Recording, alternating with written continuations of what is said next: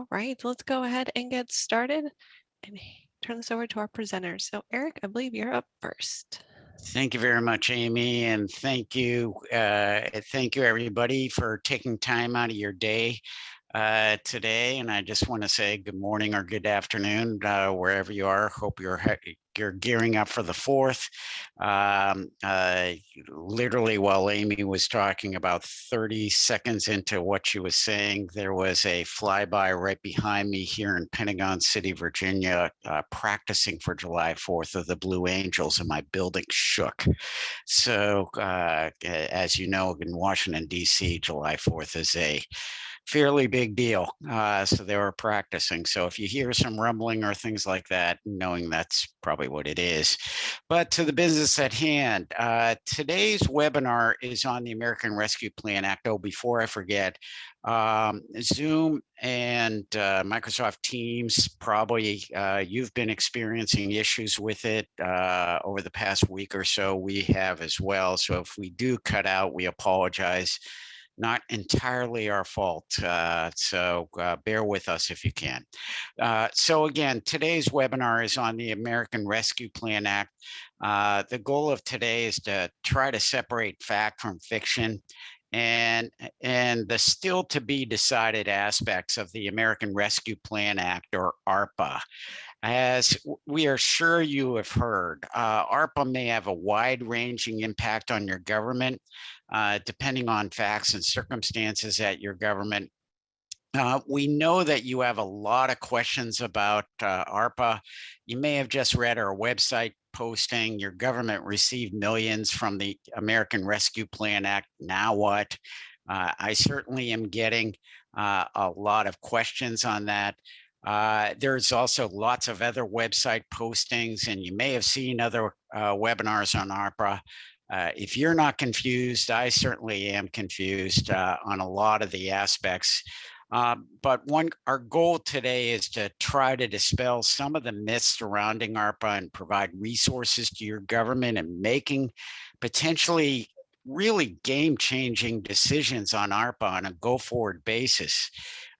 We have a team of subject matter experts on ARPA all over our footprint, and we're ready to be your most trusted advisor.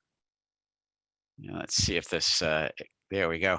Joining me today are 3 Eide Bailly partners who are part of the ARPA subject matter experts team. Lee Miller from Boise, Kurt Schlicker from Reno, and Kim Higgins from Denver. Today's focus is going to be on what is in ARPA, trying to answer some of your most frequently asked questions. We've been receiving almost hourly, it seems, reporting requirements for ARPA funds, and how Eide Bailly can help your government use your ARPA funds wisely. Hopefully we'll have some time for your questions throughout, but I encourage you just to use the chat box. We may stop at points and have a discussion among the 4 of us. And so those would be opportune times for you to ask questions. And so certainly if you do have a question, just put it in either the chat box or the Q&A. Now, before we get into the meat of today's webinar, just a real overall caution. About 6 weeks ago, the U.S. Treasury issued what is called an interim final rule. Otherwise known as "we think this is final, but we're not really sure" explanation of what is in ARPA. It's also among the worst oxymorons I've heard in many years. There are a bunch of questions in the IFR that the U.S. Treasury has asked for responses on. Could the final language change what is in the act? No, because that takes an act of Congress and, of course, the president to sign off on that. But the regulatory and interpretive provisions could change how you implement ARPA on a go-forward basis. The final language could point toward major clarifications impacting many governments as to what are eligible costs under the Act. Comments are due to the U.S. Treasury in a little over 2 weeks. The IFR is about 150 pages, a lot of which is background information and not much controversial text, although that controversy could depend on the way you look at things. As every government has some skin in the game, you may want to spend some time with the IFR over the next few weeks and provide comment to the US Treasury. As you'll hear, the impact of ARPA will last for over 5 years. This is an opportunity for you to shape those years. And after all, the eligibility and operations of ARPA funds may change based on your feedback. Now, when will the final I've gotten questions, when will the final language be out? Again, I'm currently sitting in Pentagon City, Virginia. You may or may not know that Washington, D.C. pretty much empties out during the summer because it gets hot and humid here. If comments are back on July 16th, if I were a betting person, I would not, I wouldn't be beyond me to say, hey, it'll probably be out maybe Labor Day. I doubt you'll see something in August because this place is a ghost town in August. So if you see something past Labor Day, I think we'll be lucky. That should give you a sense of where we're headed. Okay, so I'd like to turn things over to Lee, who'll provide a quick overview of just what is in ARPA. Lee, take it away. Anyway, well, thanks, Eric. 18 months ago, no one really knew what COVID was. We're having a great time rolling off of the Christmas holidays, kind of gearing up for your year-end audits for December 31st. Maybe some of us were starting to plan for the 30th audits that were coming up, and pretty much enjoying life. But of course, this little bug that just decided to make our lives miserable. So now trillions of dollars, and that's a hard word to say. That's a lot of zeros later. We're emerging from our cocoon slowly but surely. But what an 18-month period it's been that we've seen from the amount of funds coming from the federal government, the spending, and then just the slew of compliance and trying to stay on top of this. So, the first amount of funds that really was just for the research funding and loan subsidies, that occurred. They did a supplemental appropriations in March of 2020. And in the $8.3 billion act seems like pocket change now compared to what we've seen since then. Now the law was only 13 pages long. It funded the first 20 million in small business loans. There's about 2.2 billion for the CDC for research, and then there's some money for the National Institutes of Health. Then they also had allocated at that point in time, which is way ahead of the curve, 3.1 billion for vaccines, for some PPE and additional assistance to the federal agencies. And so that was just the beginning. It also enabled telehealth for the first time as an allowable cost for Medicare and Medicaid. So again, peanuts compared to where we are at this point in time. Well, within 2 weeks later, we had the Families First Coronavirus Response Act, or the FFCRA, was passed. Now, of course, we've added a whole slew of acronyms, trying to keep on top of which act is what and what belongs with what. So we'll give it a go. But anyway, as with this act, that was temporarily expanded the Family Medical Leave Act to permit certain employees to take up to 12 weeks of expanded family and medical leave, of which those 10 of which were paid, if there was for specific reasons related to COVID-19. Now, the FFCRA covered employers with 500 or fewer employees, and then in addition, it provided the refundable tax credit to help offset the related costs. Then at the end of the month of March, we all know what happened. We had the $2 trillion CARES Act was passed. And the CARES Act provided a significant amounts of new assistance to states, your local governments, tribal entities, and certain not-for-profit organizations, much of which are still dealing with today, but we're seeing with our assurance engagements, and we'll continue to see so until the funds are all required to be spent by this December 31st of this year.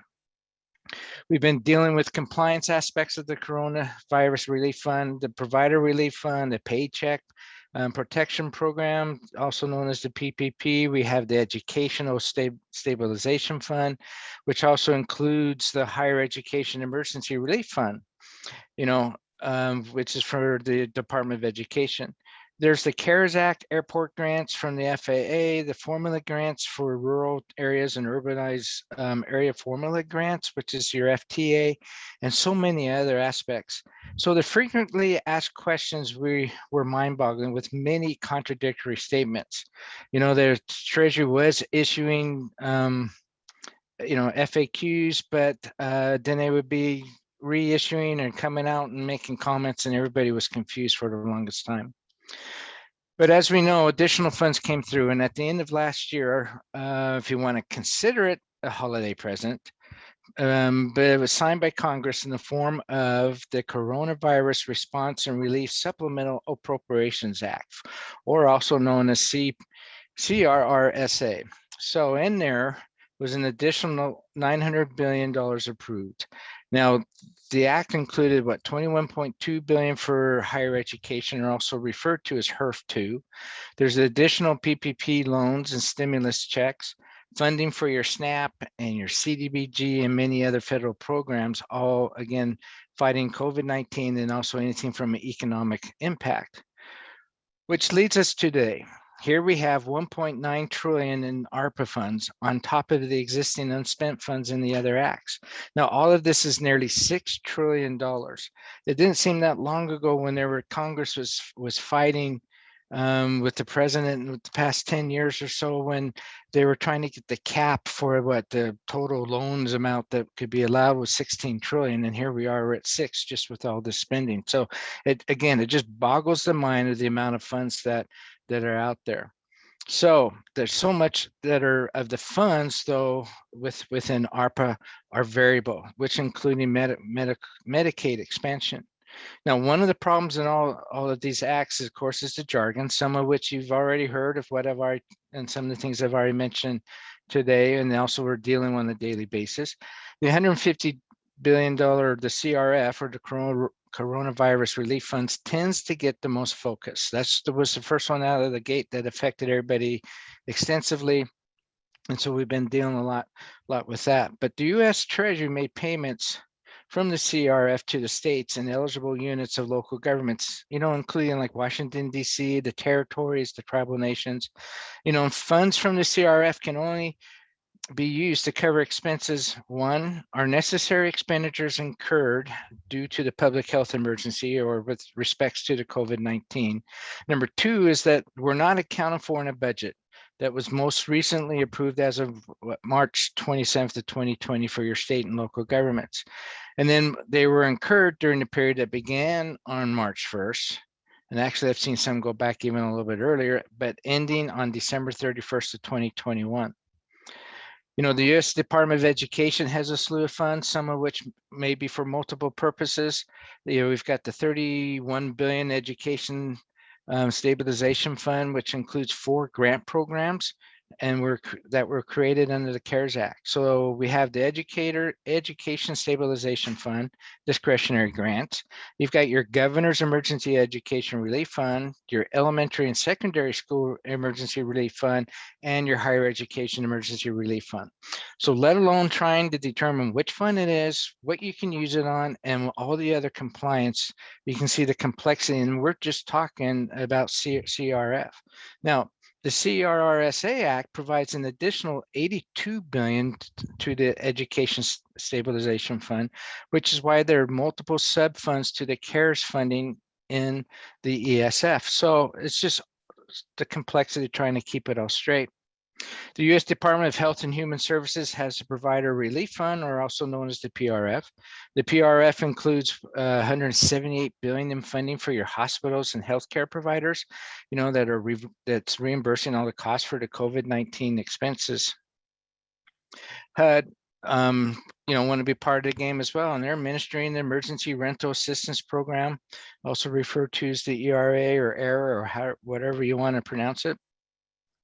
But just like the CRF, the ERA directs resources to states and localities. Then there's also an ERA 2, which is, set aside of 2.5 billion for high need grantees. Unlike the CRF, which can be used for a broad set of purposes, including rental assistance, the ERA may only be used for financial assistance and housing stability services for renters. And this also includes payments for utility bills, case management, and supportive services to alleviate evictions. Now, we're finally going to come to the two new funds we're going to talk about today. The Coronavirus State Fiscal Recovery Fund, or CSRF, and the Coronavirus Local Fiscal Recovery Fund, or for whatever reason, LRF, because maybe they're getting tired of putting the C's there, but are also known as CLRF, and which are labeled both ways in ARPA. Now, some of the funds go to entities called non-entitlement units of government, or also known as NEUs. Now, we'll get to these later. All right, are there any questions so far, Eric, or everybody's just overwhelmed with the numbers? I don't see any open questions as of yet. I mean, but we're still early in the session here. We haven't totally overwhelmed you as of yet, but it is going to be a confusing period. As, at least for this year, because we're going to have both major acts that are out there until after December 31st of 2021, and through that audit period. There's going to be both major acts and potentially spending in both of the major acts, plus all the other acts that were out there. And so there's just going to be a lot of stuff going on. That's for sure. All right, so why don't we go ahead and get started into some of the facts for ARPA.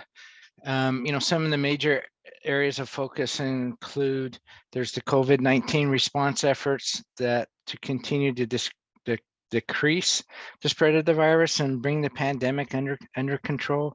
We've got replacement of lost public sector revenue to strengthen the support for, any of the vital public services and also help retain jobs. Now, of course, that's if the government meets the stringent criteria.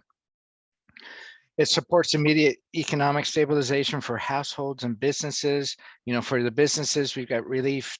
It's targeted towards travel, tourism, and hospitality industries, as well as loans. You've got grants, in-kind assistance, and counseling programs for your small businesses. And then another point is it addresses any systemic public health and economic challenges that are contributing to unequal impact of the pandemic on certain populations. Sorry about that. I couldn't get that to roll off my tongue very well.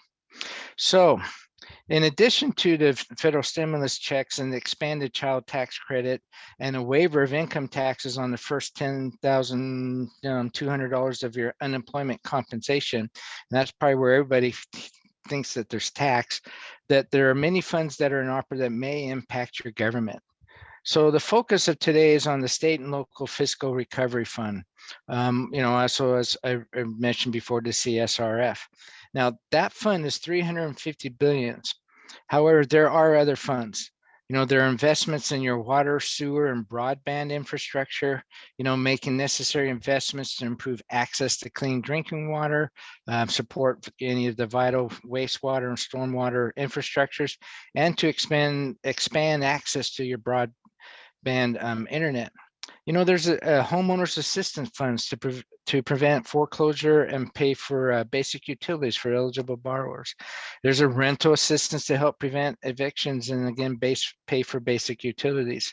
There are business credits in ARPA to expand economic development, targeting to small businesses, and it's managed through the states. And then there are employee retention credits to small businesses available through the end of the year. Now, many of these non-fiscal recovery funds are just expansions of what was already available in the previous acts that's been released over the past 15 months. So let's kind of get down to the numbers.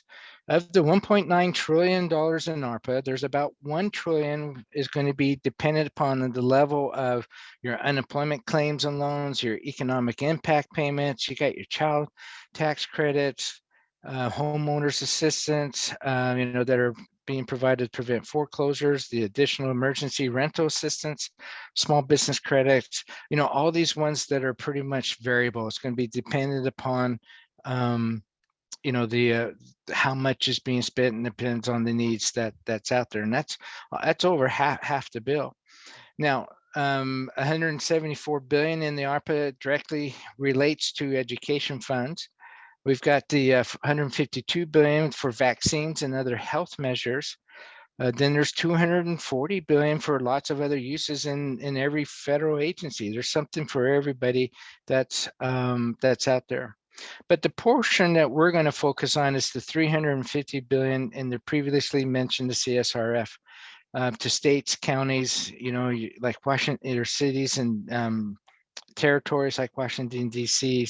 And also we're back to that NAU, which we'll get to here in a bit.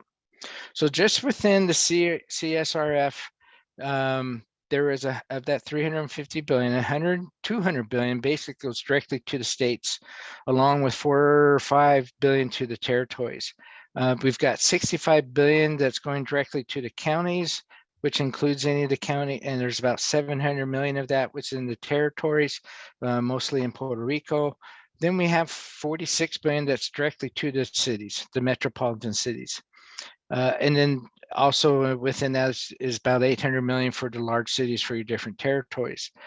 There's 19.5 billion to the non-entitlement units, those NEUs of the government, and including 164 million to small governments in the territories.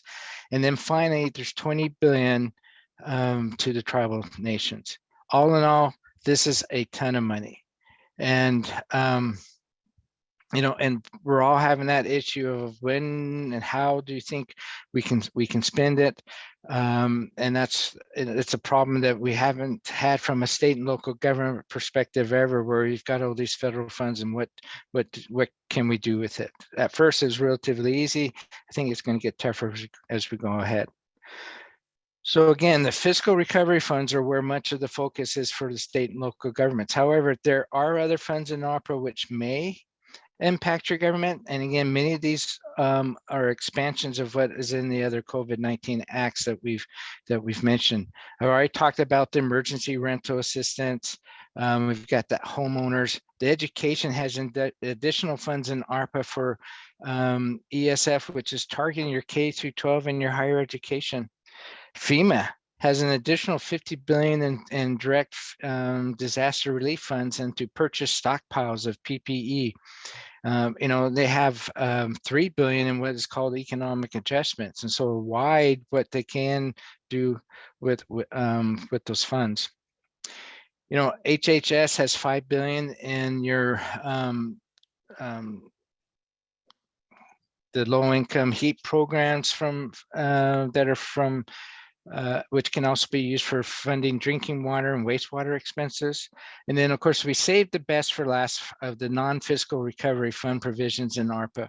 For those of you that have transportation funds, there's 30 billion of these in ARPA for these grant programs, including 26 billion for your urbanized area formula grants and planning. You've got 50 million for the mobility program for seniors and individuals, 276 million for your rural area transportations, 35 million for your tribal nations, 100 million for your inner city bus operators. The list goes on and on. Now, of these prior 4 programs, governments in every state will receive some funds, and these are like 1.7 billion. This is in total for transit capital investment grants, and then another 2.2 for discretionary funds for additional assistance. And of the 1.7 billion, the largest shares are for large projects in California and Washington State. I guess there's a story there, but we'll just go ahead and move on from that one. Now, there's 8 billion in direct support for airports, of which 10% of these funds are targeted towards airport concessions. The stores, the restaurants, and the concourses. However, the key point in the transportation funds ARPA requires those funds to be spent as quickly as possible, which is different from the other ARPA funds. So for those of you that are receiving these funds, please reach out to us for any advice or that we can help you go down the road.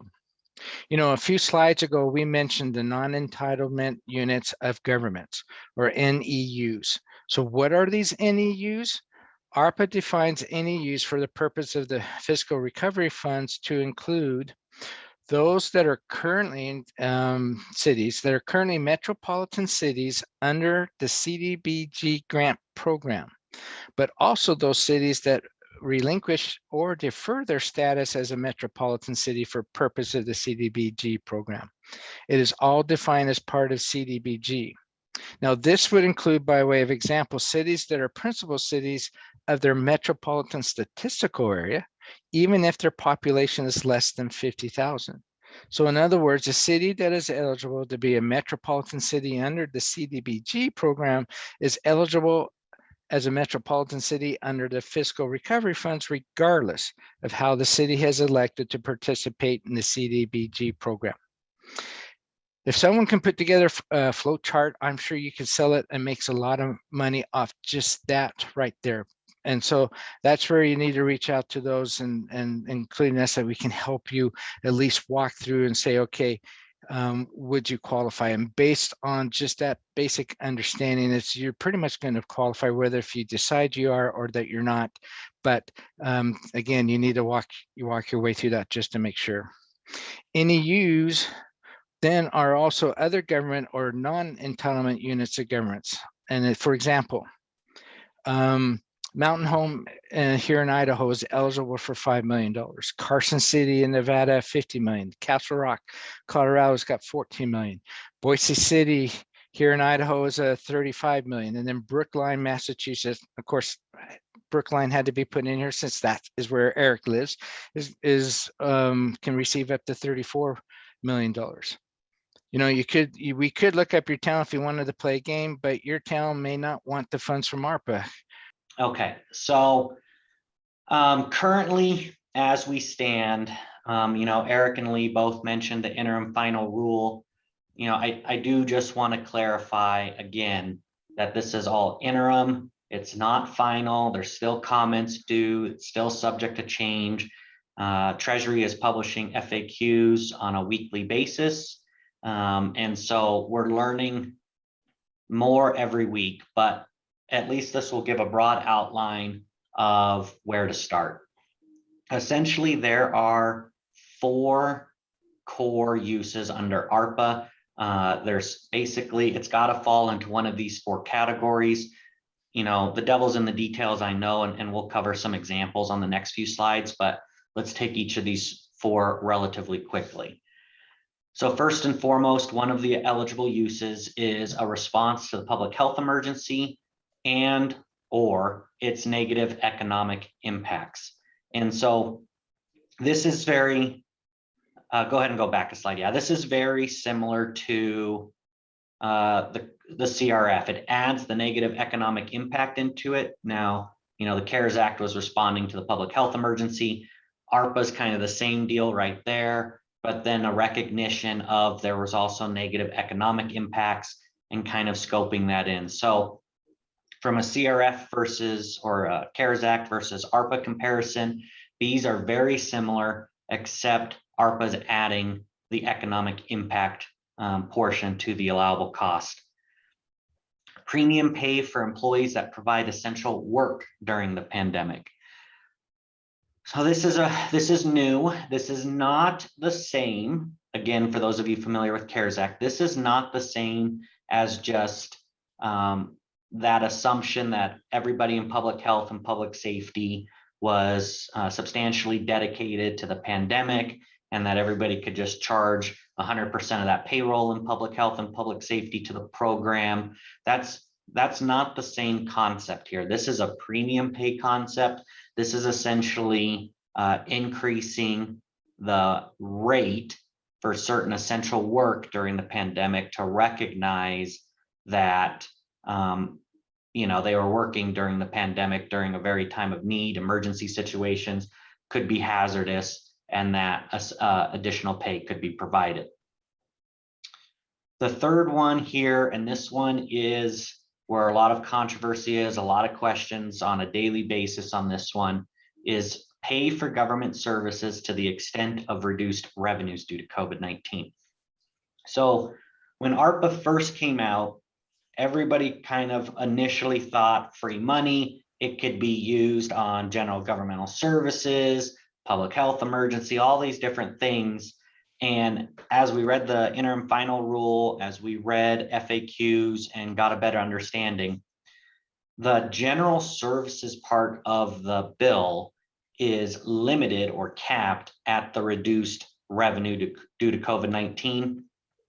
There's a big calculation on the reduced revenues. We will cover them in a little bit later of the presentation, but it's important to recognize that if your allowable use or cost doesn't fall into the other three categories on your screen, and it's more of a general governmental service, that will get counted towards the cap of your reduced revenues as far as allowable cost versus a question cost goes. Lastly, the fourth core eligible use. There are specific uses for water, sewer, and broadband. There's a lot of confusion on this as well. Can it be any water, sewer, broadband projects? Does it have to be limited for a specific use? Does it have to be in response to COVID-19? We will cover this a little bit later, but the short answer is if it's eligible under your clean water or drinking water state revolving funds, if that would be an eligible project under the revolving fund loans at the state, then that would be an allowable use under ARPA. Again, this is changing weekly. Lots of questions coming on this. Is it limited to the extent of reduced revenue, or is basically any project that would be eligible under the revolving funds also eligible under ARPA? Those questions are trying to be answered as we go. And so stay tuned for that. And again, changing weekly. So examples, again, this is a non-exclusive list that was shown in the interim final rule. For those of you who haven't read it, we're just summarizing a couple here as, again, non-exclusive examples. You can have COVID testing or contract tracing, whether it's in your government or for the public. You could certainly have costs there, funds for public health staff, rehiring. You know, if you lost a lot of employment due to COVID-19 and you need to implement recruiting efforts or some sort of relocation efforts to try to get employees back, and that was caused by COVID-19, those could be an eligible cost. Again, kind of a negative economic impact there. Job training for the unemployed, funding for unemployment insurance funds for systems updating. This is a really big one. Very hot button topic at many of the states, especially due to the UI fraud that every state in our country experienced. For those of you who aren't aware, many billions of dollars in unemployment fraud across the country, and the fraudsters really took advantage of gaps or holes in the information systems for the UI programs where they could get away with duplicate payments or foreign IP addresses or whatever it was. So ARPA, does have an example where funds could be provided to modernize the state unemployment information systems. Again, small business nonprofit assistance, very similar to CARES Act, that could be in there. Rents and mortgages, again, that's in there. And keep in mind that that is separate from already the ERA programs that HUD is putting out. So this is kind of a doubling up of that effort if your jurisdiction needs that. Aid for travel, tourism, and hospitality industries. I'm from Reno, Nevada, and Vegas in our state experienced a lot of trouble with tourism and travel. Vegas is heavily reliant on tourism, and obviously during the pandemic, that industry was hit very hard. So again, the feds realized that aid could be provided to those industries because they are probably one of the hardest hit industries. other relief programs, survivor benefits, etc. So again, this is a non-exclusive list. They're just trying to show the wide range of eligible uses as far as responding to the public health emergency or kind of the economic impact piece. Another carve out, and as Lee was trying to say earlier, kind of an impact on disproportionately impacted communities. And whether that is from a socioeconomic status or an ethnic status, whatever it may be, in your jurisdiction, if you have certain segments of the population that were disproportionately impacted due to the pandemic, the bill is encouraging and recommending, specific plans and ways to address that need or that impact from the pandemic. One of them is called a QCT, which is a qualified census tract. And for those of you who don't know what a QCT is, there's a lot of calculations that go into it, but at a high level, at a general picture, a QCT is where you have a segment of the population where it has a very high majority of low income households. So, like in HUD, you might have a certain neighborhood or a couple neighborhoods that are over 50% low income. They would qualify, or they would be designated a QCT. They're very delineated boundaries. And so if you had a targeted outreach program to respond to COVID-19 or the economic impacts of it to that QCT, the feds are pretty much saying any sort of impact or any sort of response to a QCT will automatically be assumed to be eligible because they were disproportionately impacted by the pandemic. So whether that's health and social services or housing, education, child health, child welfare, any of those, if you come up with a program to help a QCT, you're pretty much good to go. There's an assumption of eligibility there. Go ahead to the next slide. Okay, other eligible uses in the interim final rule. I'm not gonna cover every one of these. You guys can read them on your screen, but vaccine incentives, medical expenses, hotlines, of course, payroll and employee benefits, signage, economic development, loan grant type of stuff for small businesses. Again, this is kind of a summary of the stuff that we just went over for your, just to put it in a nice, easy, readable form for you if you want to reference this. So as I mentioned earlier, premium pay is essentially an extra subsidy, right? It's not just paying their normal payroll. It's not the assumption that they were substantially dedicated to fighting the pandemic. All of that stuff, that's all CARES Act terminology. What this is it's an effort or a recognition of certain workforce groups that had to work during the pandemic in very adverse situations. So potentially eligible workers are nursing homes, obviously hospital and home care staff, farms, food production, grocery stores, restaurants, janitors and sanitation. I mean, janitors and sanitations, they were working overtime during the pandemic because they had to sanitize everything on like a nightly basis. It seemed like how much were we hiring cleaning companies to come in every single night and sanitize everything. Truck drivers in transit, obviously there's still public health and safety, childcare, social services, etc. Now this is again a non-exclusive list. It is just what's in the interim final rule as examples of eligible workers. You'd have to justify and look at your jurisdiction for what makes the most sense.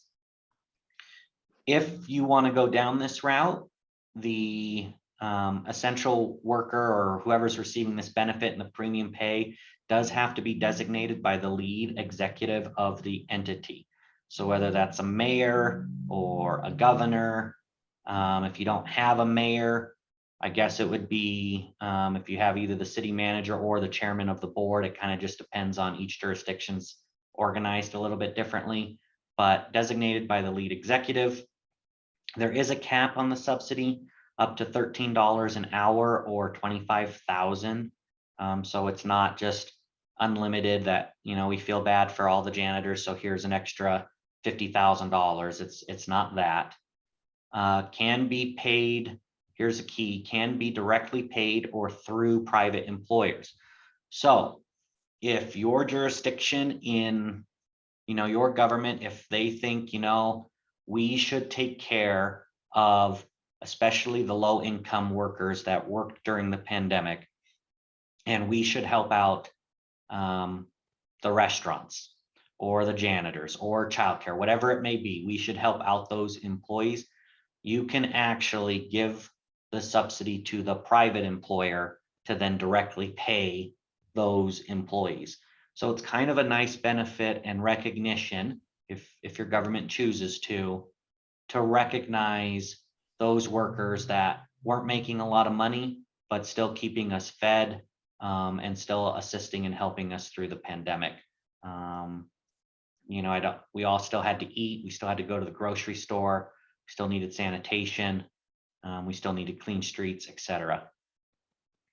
If the premium pay is going to rise essentially to more than 150% of the state's average annual wage for the occupations, then you would need a written reason. I haven't seen anything yet on more clarification on how that state average is calculated by occupation or for all occupations, etc. So I'd expect there's going to be more information coming out on that. But again, premium pay, part of those core eligible uses.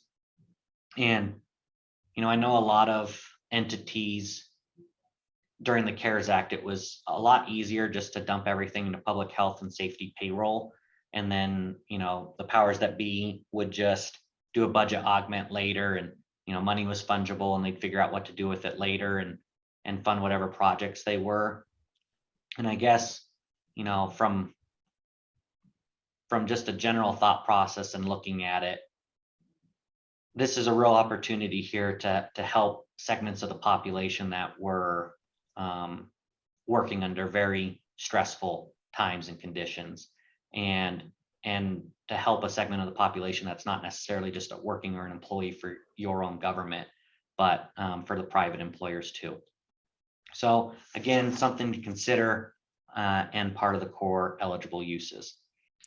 Before we transition to Lee talking about revenue replacement, we did get a couple of questions real quick. Any comments on congregate living facilities, ventilation improvements, capital investment in public facilities, and so on? My first impression on that is it has to be one of those four major categories that Kurt named. It has to be COVID related. Or certainly in a congregate living facility, I can probably get there a little bit, including ventilation improvements. Capital investment in public facilities, you gotta think about, okay, how is that one of those four targeted entities and or four targeted areas? I mean, Kurt and Lee and Kim, would you agree on that one? Yeah, I would agree. And even if you wanted to carve it into the revenue replacement, that revenue replacement is supposed to be for general governmental services. And I don't know if, capital investment is in public facilities. We're still, to be determined on that. But I would agree. You have to relate it back to the four core eligible uses. I would Okay. agree as well. I think, your four categories that you just talked about, they have to fit within there. And if they do, I think you'll be okay. Yep.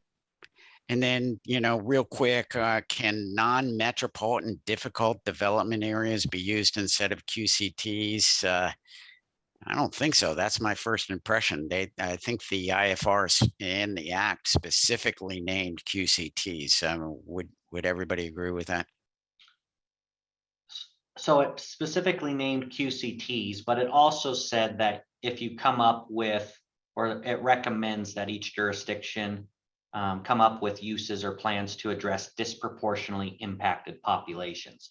So if you can make some sort of argument and define or show how a population's been disproportionately impacted, however you define that or draw your lines or your boundaries, you may be able to get there. Although, difficult development areas. Yeah, that's a tough one. It might be allowable. That's probably an FAQ question that would potentially be addressed, hopefully. And then, thank you, Kurt. And then two related questions, which is a good transition into revenue replacement that Lee will be talking about. What about city employees if the city government identified that they were essential to keep the city operational, and can government services include government employee furlough reimbursement? I sort of fold that under revenue replacement that Lee's going to talk about. I mean, unless they are directly related to one of those four core purposes of ARPA. I mean, wouldn't you folks agree? Yes, I would. Yeah, I would agree. All Because right. and I think to the one question on, we're essential to keep the city operational. That's past costs, right? And remember, ARPA's from March 3rd, 2021 onwards.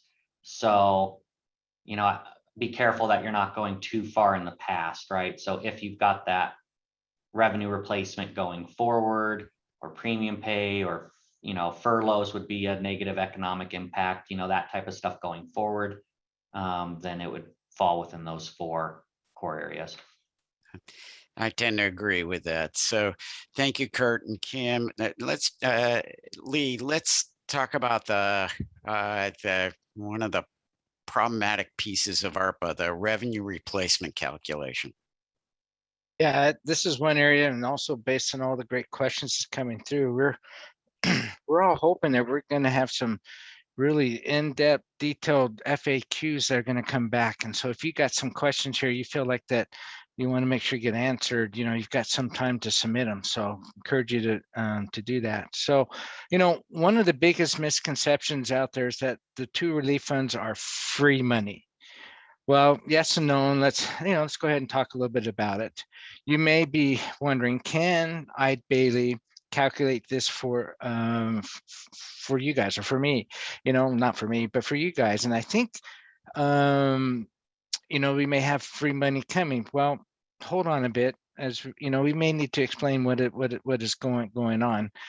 Two sections of the Act allow recipients facing budget shortfalls to use payments from the funds to avoid cuts to the government services, with the goal of enabling governments to continue to provide valuable services, ensure that fiscal austerity measures do not hamper the broader economic recovery. The IFR implements these provisions by establishing a definition of general revenue for the purpose of calculating the loss in revenue, and by providing a methodology for calculating revenue loss due to the COVID-19 health emergency. The IFR adopts a definition of general revenue based largely on the components reported under general revenue from own sources that's in the Census Bureau's annual survey of state and local government finances. So in calculating revenue, recipients, you're going to need to sum across all revenue streams covered as general revenue. So you're going to need to try to determine what that general revenue is. Now, it's easiest to understand the calculation by reviewing what is included and excluded in the calculation. So let's go through what is excluded first. Again, remember, this is part of the interim final rule, so that could change when they come out with the final. So the calculation of the revenue replacement, it excludes refunds and other correcting transactions, proceeds from issuance of debt, or the sale of investments, and agency or private trust transactions, revenue that's generated by utilities and insurance trusts, intergovernmental transfers from the federal government, including federal transfers made via state to local government as part of the fiscal recovery funds. Now, so those are the items that are excluded. Now, the calculation includes all revenue from tribal enterprises, intergovernmental transfers between state and local governments. But remember the last exclusion, which are the exclusion of revenue from federal awards. So to calculate the loss, You're going to start with the last full fiscal year prior to the COVID-19 public health emergency. Okay, so it's fiscal year, not well, it's your fiscal year, not your calendar year. And so there's some confusion which year, but it's the last full fiscal year prior to the COVID. So for those that are December year ends, that's going to be 12/31/2019. For everybody else, it's going to be your respective 6/30, 9/30, or whatever year of 2019 is what it's going to be. You're going to assume a growth at a constant rate in the subsequent year of about 4.1%. Now, the recipient's average annual revenue growth over the 3 full fiscal years prior to COVID-19, with the emergency, whichever is higher. Okay, so then you calculate the extent of the reduction in revenues as of 4 points in time. You're going to have December 31st of 2020, 2021, December 31st of 2022, and 2023. Okay, so that's where this confusion is. You're going to use your last fiscal year, but then you're going to do the calculating as of the calendar year end. So your numbers aren't necessarily going to tie to the audit financial statements, and so you're going to we encourage you from, at least from, I'm looking at this from an auditor's perspective, whatever you need to document, so that when we're coming in and we're taking a look at it, I'm assuming at this point in time, it's going to be probably included in part of the single audit that we're going to have to test. I could be wrong, but we're still going to need to take a look at it and see that it's reasonable. So whatever documentation that you can do is going to go a long way. So document, and document. So, for those of you that are June 30th or other fiscal year governments, these numbers will not come from your basic financial statements. So beware when you're putting them together. All right, so 4 steps then are then used. Identify revenues that are collected in the most recent full fiscal year prior to the public health emergency. Okay, so they're saying that date is the January 27th of 2020. You're going to estimate your counterfactual revenue, which is equal to the base year revenue adjusted for time elapsed since the end of the base year to the calculation date, and a growth adjustment, which would be the greater of the 4.1% and the recipient's average annual revenue growth in the 3 fiscal years prior to the COVID-19. We're going to need a really good decision tree to walk us all through these things. Then you're going to identify an actual revenue, which equals the revenues collected over the past 12 months as of the calculation date, which is the calendar date. The extent of the reduction in revenue is going to be equal to the counterfactual revenue less your actual revenue. If the actual revenue exceeds the counterfactual revenue, the extent of the reduction in revenue is set to 0 for that calculation date. So what does that mean? If your actual revenue is greater than the base revenue as adjusted or limited, there's no loss of revenue that can be used, meaning no free money. So is there a revenue loss? Then what can the money be used for? So some of the things that are eligible for the uses of the fund for the government services would be maintenance or pay-go, funding building of infrastructure, including roads. You've got the modernization of your cybersecurity, including hardware, of course, software, and protection of your critical infrastructure. So whatever you're doing from a cybersecurity, from a, an asset security, all those things. You've got health services. We have your environmental remediation that can be used, your school education services, and of course the provision of police, fire, and other public safety services. Now the funds exclude, what you can't use them for is the debt service and the TANs, RANs, any fees or issuance costs associated with any issuance of new debt. It's also the funds excluded from using for obligations arising under or pursuant to a settlement agreement, a judgment, consent decree, or a judicially confirmed debt restructure, and except now if the judgment or the settlement require the provision of the government services. So just don't automatically assume that, hey, we've got this settlement agreement judgment, it's excluded. Makes, as we've said, it's in the details. And then another thing that's excluded is contributions to rainy day funds, financial reserve or similar funds. They don't want, people are saying, hey, well, we got this, why don't we put it aside that we can use it for down the road? So those are, you cannot use your funding for your rainy day funds. Now, one of the things that we are seeing a lot of questions are on the additional disclosures. Both funds of the Act provides that states and territories may not use the funds to either directly or indirectly offset a reduction in net tax revenue resulting from a change in law, a regulation, or administrative interpretation during the cover period that reduces any tax or delays the imposition of any tax or tax increase. So don't you like it when they have this kind of wording? You have to read it about 20 times before you think you got it, but then you probably find out you don't. But it's going to take a lot of work with everybody and trying to determine exactly what's going on here. And again, hopefully the FAQs are going to help. Now, this includes any recipient. So it includes the cities, your non-entitlement units, your NEUs, and counties from using fiscal recovery funds for deposit in any pension fund as well. So let's talk a bit about the pension deposits. Now, these are different from payroll contributions, which occurs when employers make the payments in the pension funds, at your regular intervals, and it's based on that, the predetermined percentage, depending on the plan that you're participating in.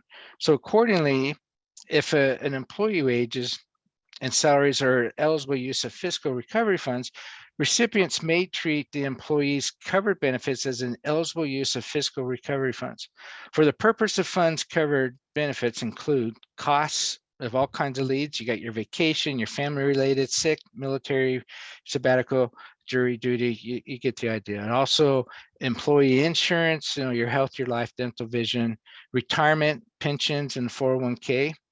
Again, this is for the benefits, not for making additional payments. Unemployment benefit plans, your federal and state. Of course, you have your workers' compensation insurance and any Social Security and Medicare taxes. Now, in question 8.2, it contends that the restrictions is only for pensions. Therefore, contributions to OPEB funds are eligible uses.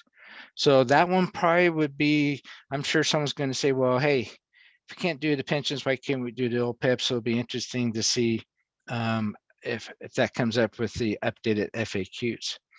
Now, for the tax reduction ban, if a government uses the funds to offset reduction in net tax revenue, the ARPA provides the government must repay to the Treasury an amount equal to the lesser of one, the amount of the applicable reduction that's attributed to the impermissible offset, or the amount received by the government under ARPA. So the tax revenue piece is being adjudicated, and in my opinion, this is probably something to go to the Supreme Court, where there's always a chance of provisions of being overturned. So Eric, you mentioned this before, but why is it that we believe this will probably be something that's going to go to the Supreme Court?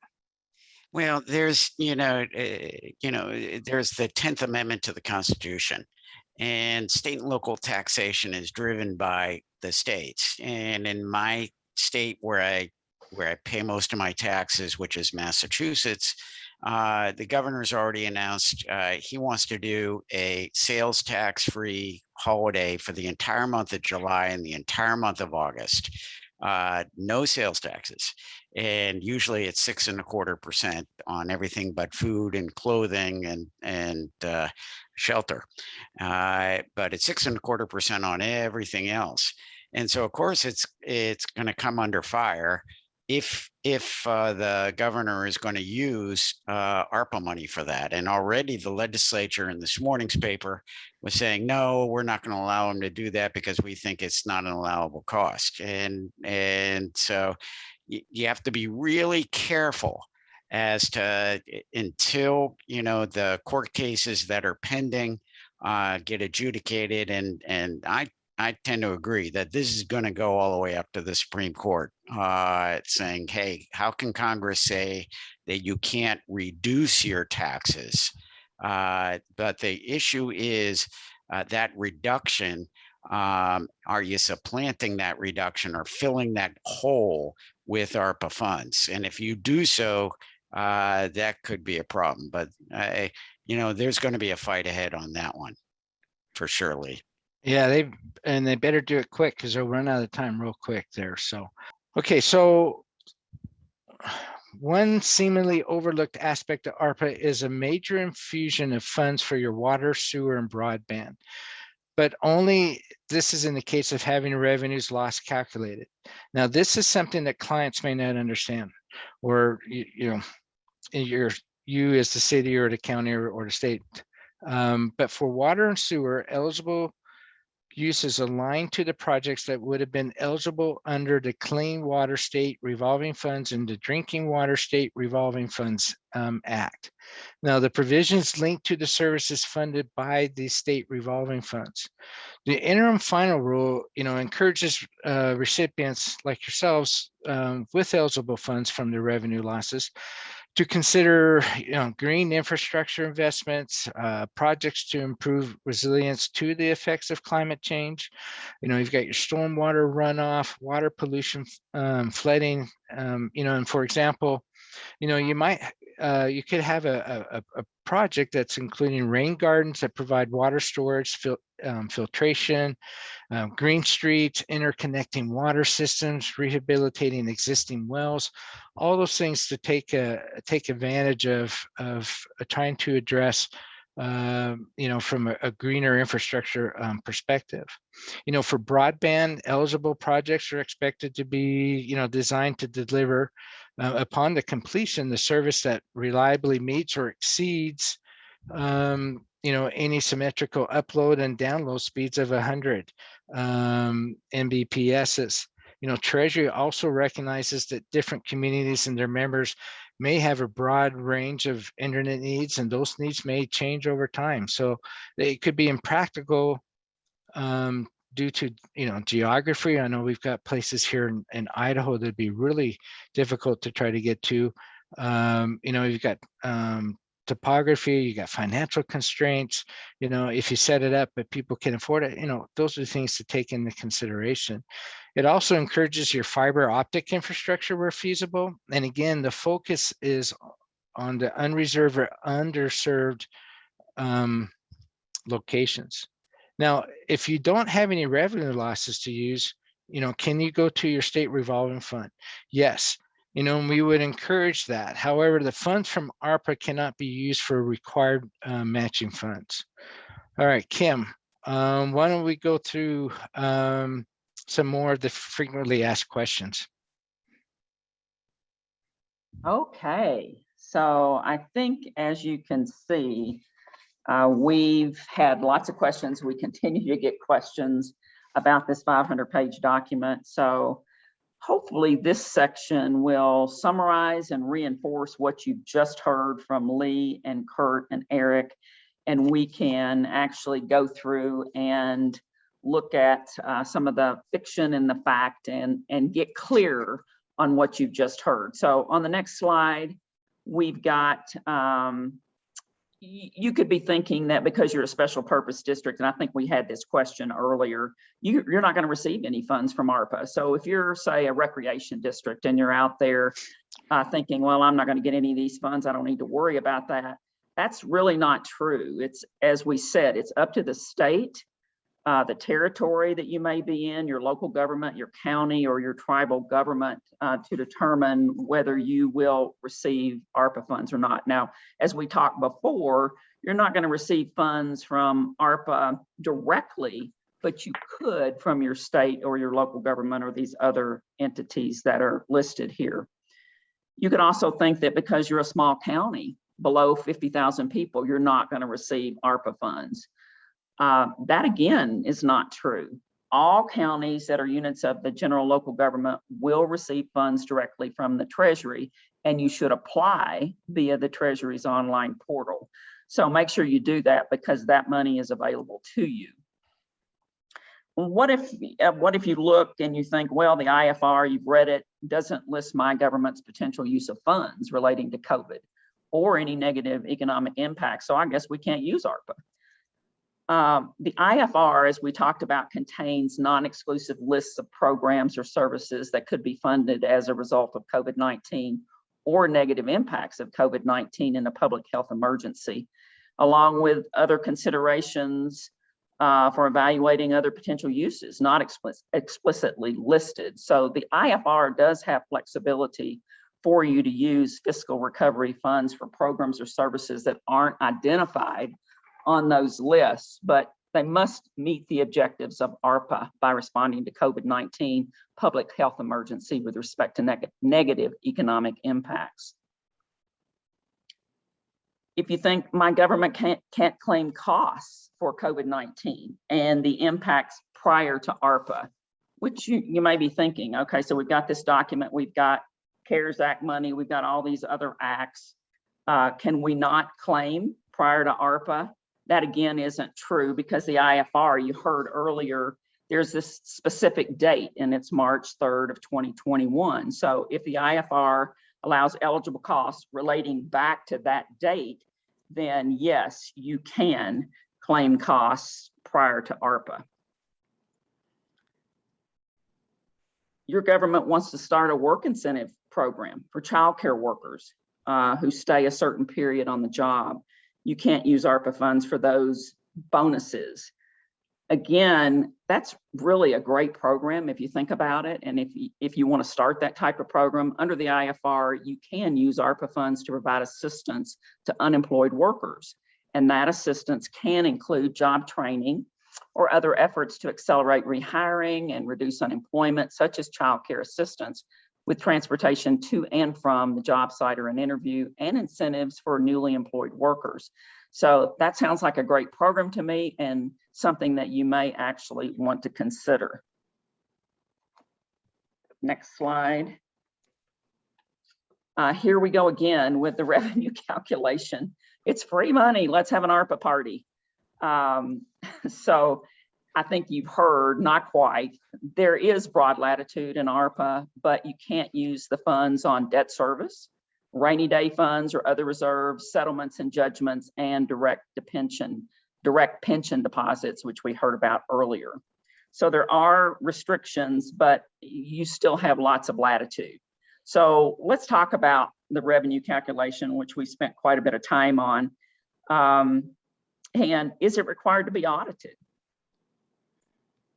Hopefully by Bailey. That's not true either. Currently, there is no requirement for the calculation to be audited. And you can see this frequently asked question here, 3.10. I had to read that again because quite frankly, I can't imagine based on the single audit requirements that we currently have that it won't be required. But right now, it's not required to be audited. I don't know how the rest of you feel, but I just, I can be surprised, but right now that calculation does not need to be audited. I think it personally will be. I mean, speaking as an audit partner and looking at the single audit, if we have to give an opinion on allowable costs and costs for general services are limited to that revenue replacement, I'm not sure how we could support our opinion if we didn't look that the base calculation was correct. So even though the FAQ says wrong, I'm fairly confident that most auditors will be auditing it as part of the single audit. That's, again, my opinion. I would agree with you. And I think probably, I don't know, Eric and Lee, if you want to chime in, but I agree. I can't see how we're going to get around auditing it. Yeah, I mean, I tend to agree that at some point it probably will be. I would hope that the Treasury revisits this. My only concern would be is if you use some form of online calculator, and it was mentioned GFOA, and I'm sure there are other organizations that are going to put out something, you know, who's going to audit the calculator? And are you going to rely on the calculator and you know, and also some of the data, the underlying data would be on an off year. it might not align to your fiscal year. And so, and so there needs to be probably some guardrails as to what's going to go on. I would agree. I would hope that that's going to be clarified even further, and I expect that it will be. So the last fiction on this page is the revenue calculation needs to be done on a full accrual basis of accounting. Again, this is very similar to what we do with the CFA. And as long as the accounting is consistent from year to year, it's just like your CFA, as I said, and it can be done on a cash accrual, modified accrual basis, as long as it is consistent. We talked about this earlier as well. So you think that your government, or you have forever chemicals in your water system, but ARPA doesn't address funding for that. Again, the facts are that the eligible uses of the funds align with the eligible projects listed in those state drinking water revolving funds or the clean water revolving fund. So that's important to know, because eligible projects are there for you to be able to use that. So that is something that ARPA can be used for. The next one talks about no way my water, sewer, broadband project will be complete by December 31, 2024. So I guess I can't go forward. Again, if you look at the ARPA dates in that IFR, what you're looking at is that costs can be incurred by December 31 of 2024 to only require the recipients to have the funds obligated. You still have until December 31, 2026, which is what we call the period of performance, to be able to spend those dollars. So it should be a reasonable amount of time that you can obligate the dollars and you can spend them within that 2-year period. So that's not true as well. There are no funds in ARPA for cybersecurity. That's not true. Cybersecurity is an allowable cost, along with expanding broadband and digital literacy. And you just think about it, ransomware attacks are just prevalent. And this last piece is important. Your government can use the funds for modernization of cybersecurity, including hardware, software, protection of critical infrastructure as part of the provision of government services up to that amount of revenue lost because it's a public health emergency. So, that's important for you to consider and know as well.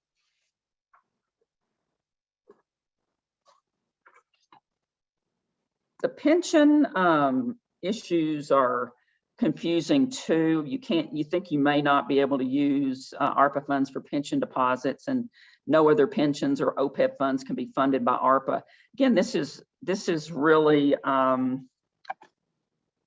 how the Treasury is interpreting deposit. And in this context, it refers to an extraordinary payment into a pension fund for the purpose of reducing an accrued unfunded liability. So you can't pay for prior sins, if you will, but you can pay for the current piece of the pension as long as the wages and salaries are applicable for ARPA. So the IFR doesn't permit the assistance to make a payment into a pension fund if both the payment reduces a liability incurred prior to the start of COVID-19 public health emergency and the payment occurs outside of the recipient's regular timing for making such payments. And so that's where the unfunded liability pension would not be appropriate, but yet the current piece would be. So a deposit is distinct from a payroll contribution, which occurs when the employer makes the payments into the pension fund on a regular basis. So the current contribution is allowable if the employee's wages and salaries are eligible anywhere, in any way. So hopefully that makes sense. In an OPEB situation, that's interesting because In the context, Treasury's determined that ARPA, which refers only to pensions, do not prohibit recipients from funding OPEB. So that's really wide open.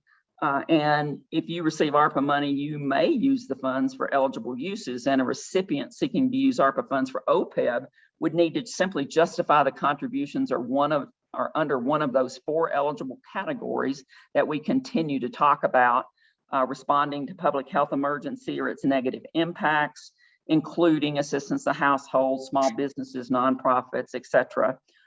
2, responding to workers performing essential work during COVID, the public health emergency, by providing premium pay to eligible workers.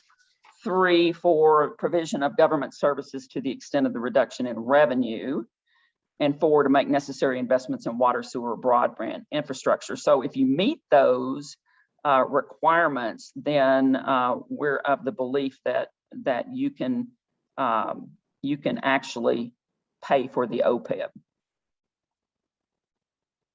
Constructing an asset, which we just talked about, if you construct it, you need to deed it over to the federal government. That again is not true. Think about the current single audit process, and like other programs, if the use is allowable, the asset can be retained. Now, if it's disposed of, the program provisions do apply, similar to what goes on in any federal funding type of situation.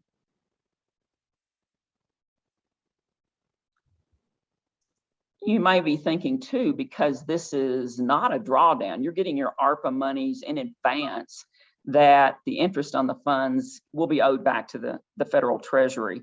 That's not true. The funds are exempt from the Cash Management Improvement Act, and therefore you can earn interest and you don't have to give it back. So that's why when we're talking with our governments, we're talking about it truly being an investment in the government. And this is just one of those thought processes that I certainly have in going through looking at ARPA and what you're going to do with those monies and investing them for the future, for sure. So Kurt, I think unless you guys have other summary type of information on the frequently asked questions, we can turn it back over to Kurt to go through reporting on the ARPA funds. Yeah, I mean, we have a bunch of Q&As, but Kurt, why don't we take it through reporting? Because that's really important that we get through reporting, and then hopefully we'll have some time at the end to talk about some low-hanging fruit in terms of questions. Yeah, no, I think that's a good idea. And I'll cover reporting, try to cover it really quick since we have, I think, like 20 questions in the chat. So let's just go through reporting pretty quick. Go ahead to the next slide. So what do we know? It's going to be subject to uniform guidance. That's that big top left up there. Will be subject to cost principles. That's different than CARES Act. CARES Act was not subject to cost principles. It's still subject to certain provisions of uniform guidance, but not so under ARPA. It will include cost principles. Obviously, it will be subject to Yellow Book. It is going to be a grant. It's required to be part of the single audit. It is CFDA 21.027, so it does have a different CFDA than the CRF under the CARES Act. So it'll have its own identification on the CFA. It will be audited as part of the single audit, so it'll be part of Yellow Book. As it was mentioned during the FAQs, the period of performance is December 31st, 2026, but you have to obligate the funds by December 31st, 2024. So a couple years to obligate, but then up through 2026 to basically close those contracts. Real quick here, there's a lot of information on this slide, but at a really big picture, other than August 31st of this first year, where there's some initial reports that are due, there will be quarterly reporting for states, territories, metro cities, counties, and tribal nations. It's going to be a financial report. You'll have information on contracts and subawards and use of funds. Also for the larger counties, so over 250,000, and the states and territories, et cetera. They're going to have an annual report, which will be that annual recovery plan performance report, which will be done on a June 30th kind of fiscal year reporting end. And then if you're an NEU, so if you're not, part of that quarterly reporting from the states, territories, metros, cities, and counties, or the annual recovery plan for over 250, if you're an NEU, you'll just have an annual report that will be a financial report essentially of expenditures on the federal fiscal year, which is through 9/30. And these are the due dates throughout the period of performance. So again, quarterly reports, annual performance report, and an annual expenditure report if you're an NEU. So lots of reporting. I'm sure they'll be subject to audit. I would hazard to guess that auditors will be pulling samples of these quarterly reports. Not sure what the performance report audit will look like or if that will be required, but I'm fairly confident that at least the financial reports will be subject to audit. Thank you. Again, one of the situations with ARPA is, as you've heard from Kim and all of us throughout the last almost 2 hours, is there's a lot of fiction out there and not a lot of facts. And our goal is to provide your government services to kind of separate the two. We have a whole panel of subject matter experts, and in addition to the folks you've heard today. We're ready to serve your government. If you are a current or prospective audit client, we will or can provide you with financial and single audits and agreed upon procedures. We can also provide you with non-assurance or advisory services involving aspects of ARPA, including things like cybersecurity systems planning. One thing that is really emerging and I think is really important is citizen engagement for potential uses of funds and planning for the long term. I'm going to talk about that a little bit more in a bit. If your government is not currently an audit client, of course, we would like to talk to you about performing your financial and single audit. But if that's not to be, we can perform other elements, including perhaps the calculation of the 75% limit for NEUs for states, gathering and calculating the revenue loss amount and testing for allowable costs. Currently, it's unclear about the extent of subrecipient monitoring of the fiscal recovery funds. As we mentioned before, NEUs are prime recipients, but for other potential subrecipients, we could potentially perform services. Since the CARES Act, there's been a strong focus on internal controls relating to federal awards and reporting. We would certainly enjoy reviewing your policies and procedures for the entire grant life cycle. Remember, there are other potential decisions that may come into play, including lease versus purchase of assets relating to federal awards, and of course, cybersecurity testing. Another way we can serve you is to be essentially your help desk for ARPA frequently asked questions. Already we're serving that in a similar capacity, but if you happen to be one of our assurance clients, you still are responsible for these for the amounts that is in your audit, including the amounts that's in the schedule of expenditure of federal awards. That is absolutely key. Can we be that help desk? Yes, but you are ultimately responsible for those decisions as management. We also can provide you advisory services. And again, perhaps that's the most important aspect of ARPA, because this could really reshape your government within the boundaries of those 4 allowable costs. One true north, I'm talking to some folks who have received ARPA funds and who've asked me, now what? My first thing I tend to say to them is, I imagine a world where ARPA funds are the last funds you will ever receive from the city across the Potomac River from behind me, Washington, D.C. You don't have to answer that today with what you'll do with the funds, but you do need to answer that question as of December 31st, 24, and then spend the funds by December 31st of 26. What would you do with those last federal dollars you'll ever receive? Now, some of the low-hanging fruit to answer that key question might be cyber resiliency, cybersecurity, due to the allowability of those costs and the pervasiveness of ransomware these days. But think beyond that. What would be the best direction for your citizens for the long term? That may take the form of apolitical surveys and community outreach, which Bailey can be your independent trusted advisor on.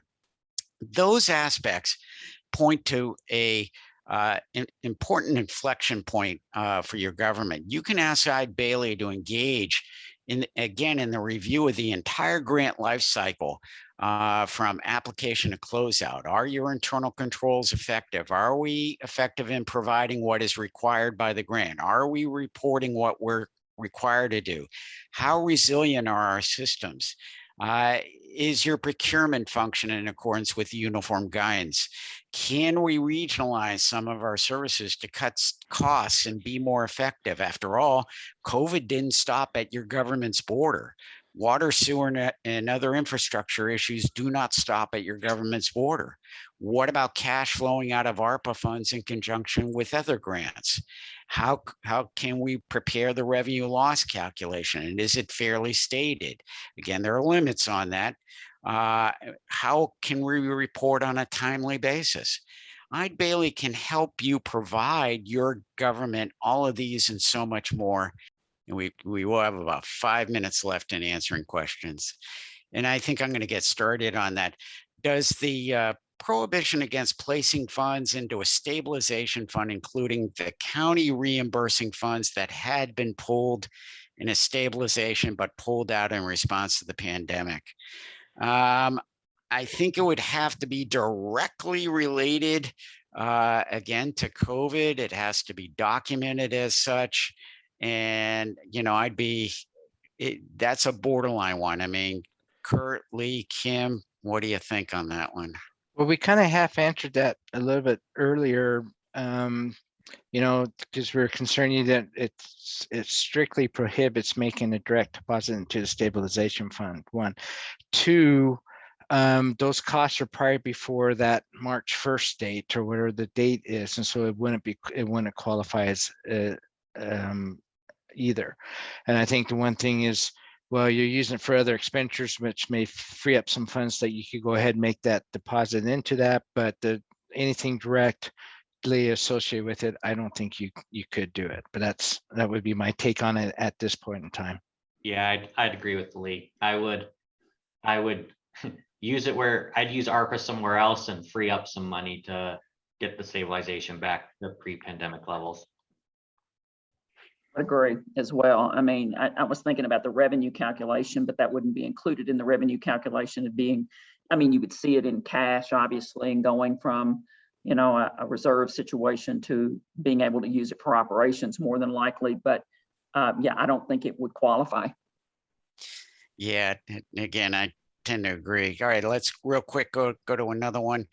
Can we recognize the revenue loss in the governmental funds to the general fund, or do we have to allocate them to the special revenue funds? And if we have to allocate to all funds, do we just skip the fund and that did not experience revenue loss? Well, you got to calculate the revenue loss on a government-wide basis, and you got to exclude the revenues that aren't part of the revenue loss and include the ones that are. And so you got to calculate it for the general government taken as a whole. And I think including component units that are blended. So you got to take a holistic view, and what you do with the revenue loss in terms of the debits and credits down to the individual funds, that's your business. But the calculation of that revenue is on a government-wide basis. Any differing thoughts on that? Agreed. Yep. Agreed. There's nothing that says you have to allocate it to the special revenue funds. You calculate it on a government-wide basis, but you don't have to allocate them to the SRFs or to the enterprise funds. That spend plan is up to you. It's just capped at that revenue loss. Yep. Yeah, now to get into the gory details, you're probably going to want to have those combining schedules and take a look at it and all of that. You know, if you're looking at it being audited, which is probably how it will happen, will need to happen in the future, not now. But yeah, you've got to have a method to your madness. So I understand the question and the allocation, but it's an actual type of situation that I think is, as long as you're looking at the whole government, you'll be fine. Yep. And real quick, our fare box revenue is excluded from revenue loss calculations. I want to put a big asterisk on this one, because there is so much money flowing to transportation that has to be spent by December 31st of this year, directly to transit systems, whether they be urban or rural.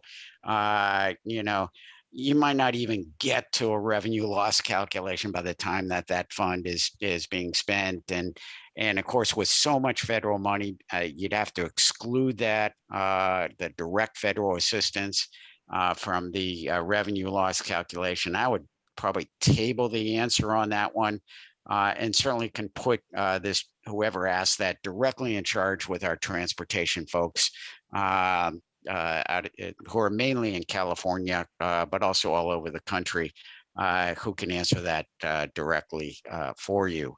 And I apologize for punting on that one, but I don't know how you get to a revenue loss, with all the funding coming from the other federal acts as well as ARPA. Here's one. We have a jail septic system took a big hit because the system is old, and there's a ton of money that's been spent on cleaning and so on.